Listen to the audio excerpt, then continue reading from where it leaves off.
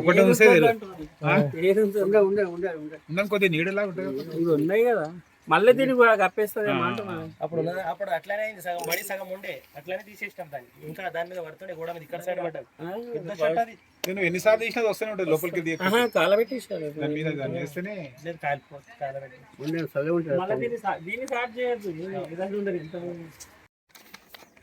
జంగమ్మాయి గుట్ల తంగేడుపల్లి గ్రామంలో శ్రీ గురువు గంగాధర స్వామి మహాస్వామి వారి ఆశ్రమంలో మరి మన శ్రీ శ్రీ శ్రీ శివయోగి శివాచార్య స్వాముల వారి 31వ జన్మదినోత్సవము 22/3/26 ఆదివారం రోజు సాయంత్రం 5 గంటలకు మరి స్వాముల వారి దర్శనము, మరి పెద్దల ఆశీస్సులు ఉంటాయి కనుక ప్రతి ఒక్కరూ మన ధనంతోటి మన హిందూ ధర్మం కాపాడేటటువంటి మహాస్వాముల వారి దర్శనం చేసుకోవాలి. ఎందుకంటే మన హిందూ ధర్మం ఏదైతే ఉందో దానికి వారు ప్రతిరూపంగా మనం ఏ విధంగా అయితే నడుచుకోవాలి, ఎవరు ఏ విధంగా ఉండాలి, ప్రతి ఒక్కరూ ప్రతి స్వాముల వారి ఆశీస్సులు పొందాలి. తప్పకుండా మీరు అందరూ బాగుంటారు, ప్రతి గ్రామం బాగుంటుంది, ప్రతి ఊరు బాగుంటుందని చెప్పి వారి సందేశం వినవాలి.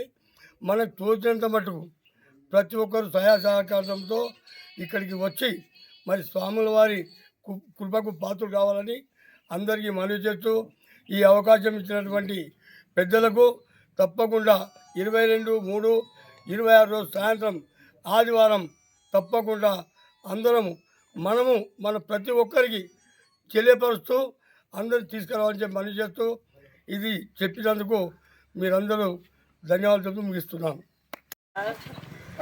మన కార్యక్రమం స్టార్ట్ అయినట్టు ఉండాలి కదా. తప్పకుండా బలం చూసి ఎంత బలం కావాలి. తప్పకుండా ఎంత బలం ఉన్నా నువ్వు ఇక చేయి.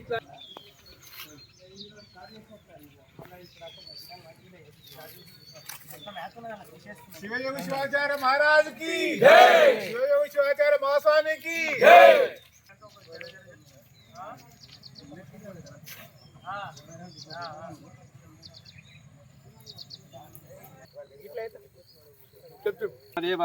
ఒక విషయం కార్యక్రమానికి వచ్చిన వారందరికీ కూడా శుభాకాంక్షలు తెలియజేస్తున్నాను. ఈ యొక్క కార్యక్రమము షడ్బ్రహ్మ శ్రీ 108 శ్రీ శ్రీ శ్రీ శివయోగి శివాచార్య మహాస్వామి వారి 31వ జన్మదినోత్సవ వేడుకలు పురస్కరించుకొని పరాభవ నమ్మ సంవత్సరము చైత్ర శుద్ధ తదియ 22/3/2026 ఆదివారం రోజు ఇక్కడ జరుగుతున్నవి.